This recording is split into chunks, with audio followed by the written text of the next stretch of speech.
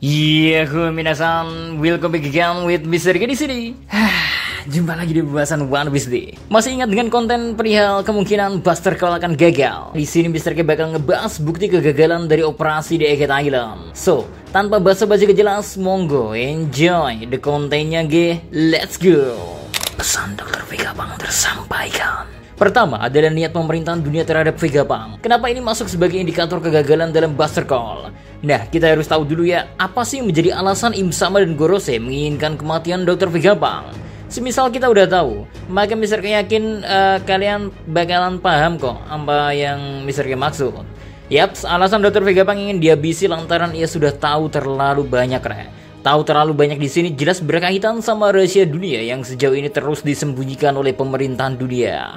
Namun lebih dari itu juga menyangkut dengan rencana besar Im Sama terhadap dunia ini, So, poin utamanya ada di pengetahuan Dr. Vegapunk, gak sebatas raga Dr. Vegapunk saja. And rupanya Dr. Vegapunk memang gak semudah itu buat disingkirkan. Kecerdasan sekaligus antisipasi cerdiknya membuat Dr. Vegapunk membuat rencana untuk mengumumkan rahasia besar yang selama ini sangat dijaga mati-matian oleh pemerintahan dunia. Nah, rahasia itu disebarluaskan lewat siaran yang aktif semisal tanda kehidupan dari Dr. Vegapunk melemah. Hasilnya, tersebar sebuah informasi super besar, yakni soal dunia yang akan tenggelam. Pesan ini sontak menjadi suatu kebenaran yang tak akan bisa ditutup-tutupi lagi oleh pemerintahan dunia. Mereka cuma bisa berharap bahwa seluruh penduduk di dunia One Piece tidak mempercayainya. Tapi Mr. K, bukannya pesan Dr. Vegapunk juga sempat dihentikan ya? Sayangnya memang benar udah sempat berhenti, tetapi bisa dibilang udah sangat lambat. Gimana pun ya, core atau inti pesan dari Dr. Vegapunk sudah tersampaikan sepenuhnya. Soal dunia yang tenggelam, buktinya, lalu gimana caranya terrealisasi lewat senjata kuno. Semua unsur itu udah lebih dari cukup harusnya untuk melengkapi informasi dan hipotesis Dr. Vegapunk. Sisanya memang masih abu-abu. Perihal apa yang terjadi pada abad kekosongan, Joy Boy dan kerajaan kuno yang Dr. Vegapunk akui, ia tidak begitu memahami betul lengkapnya maupun yang benar ataupun salah. Kini, inti pesan Dr. Vegapunk yang terakhir adalah soal petuahnya terhadap pemilik nama D.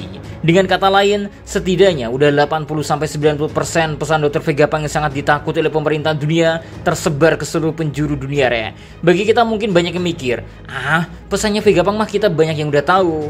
Nah, perlu digarisbawahi, bahwa sudut pandang kita sebagai pembaca dengan orang-orang di dunia One Piece jelas berbeda. Informasi sederhana dari Dr. Vegapunk ini jelas akan berdampak besar bagi gejolak perlawanan. Inilah alasan pemerintahan dunia mengambil keputusan untuk membunuh Dr. Vegapunk. Tapi semua udah terjadi sih. Langkah mereka membunuh Dr. Vegapunk secara gak langsung mempercepat pesan itu tersampaikan ke seluruh dunia. Ironisnya, banyak waktu yang terbuang karena mereka sempat tak mampu berbuat banyak pada siaran itu.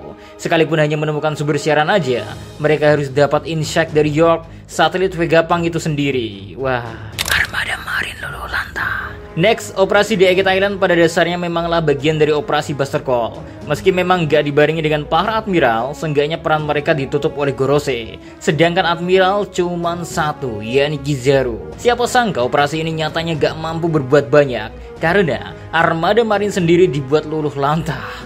Yang terdekatnya Kizaru itu sendiri. Admiral biasanya punya vibe sebagai sosok yang kuat dan ditakuti lagi sulit dikalahkan kan?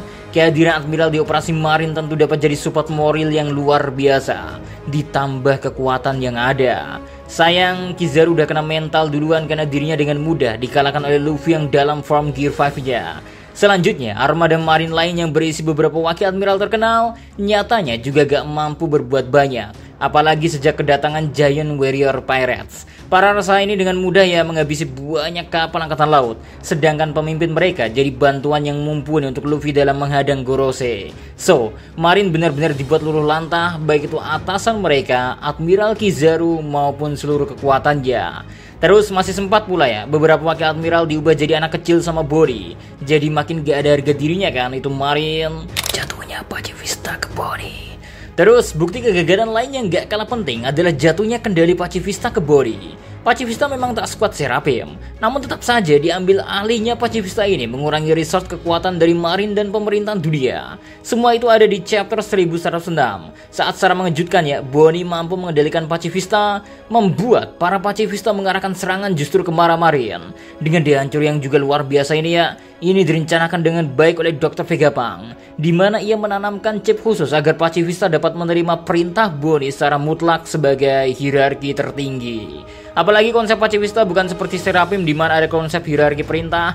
Prinsip perintah Bonnie ini Pacifista sepertinya mutlak, gak seperti Seraphim yang bisa saling menimpa. Sangat sesuai nama dan tujuan awalnya, yaitu bertarung demi membela keadilan. Terus semisal mau benar-benar menghentikan ini, maka pemerintahan dunia sangat perlu untuk menangkap dan menghabisi Bonnie. Namun dilihat sampai chapter terbaru pun ya, tidak ada tanda-tanda baik Kuma dan Bonnie akan tertangkap. Kerugian yang sangat besar memang. Kedepannya akan sulit bagi pemerintahan dunia dalam menggunakan Pacifista.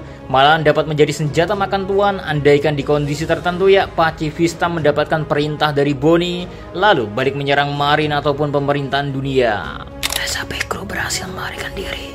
And last, bukti kegagalan operasi Egghead ini adalah ketidakmampuan Gorosei dan Marine dalam menangkap atau bahkan membunuh Monkey D. Luffy beserta para nakama. Upaya pembunuhan Luffy sebenarnya sudah menjadi opsi sebelum Egghead ini, yaitu ketika Luffy melawan Kaido. Kala itu ya pemerintahan dunia masih melalui perantara CP0. Kini Gorosei turun tangan langsung. Luffy merupakan pemilik kekuatan Nika, yang mana ia mengaktifkan kembali kekuatan legendaris yang berasal dari 800 tahun lamanya. Keberadaan Luffy akan jadi mimpi buruk bagi Gorosei sekaligus Im Sama, sehingga menghabisinya harus jadi harga mati. Makanya Saturn langsung memanggil seluruh Gorosei. Terus selain Luffy ya, sosok penting lainnya gak boleh kelewatan adalah Nico Robin. Kemampuannya dalam membaca poneglyph jelas terlalu berharga. Ditambah pengetahuannya bakal makin bikin repot Gorosei pun masih berupaya untuk menangkap dan menghabisi Robin.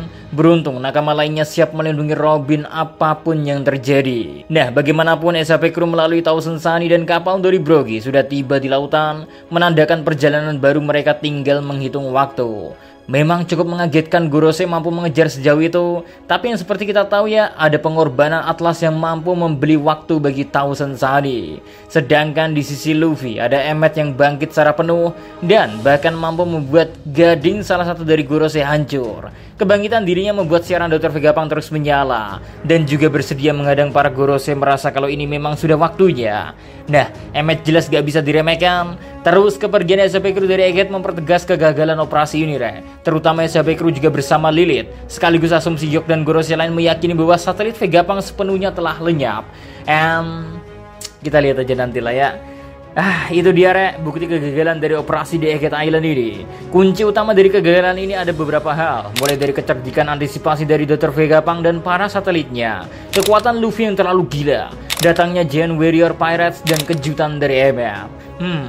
Sampai di sini dulu terkait konten kali ini. So, see you next time. Adi Sekar Melo, stay safe everyone. Salam Animedia.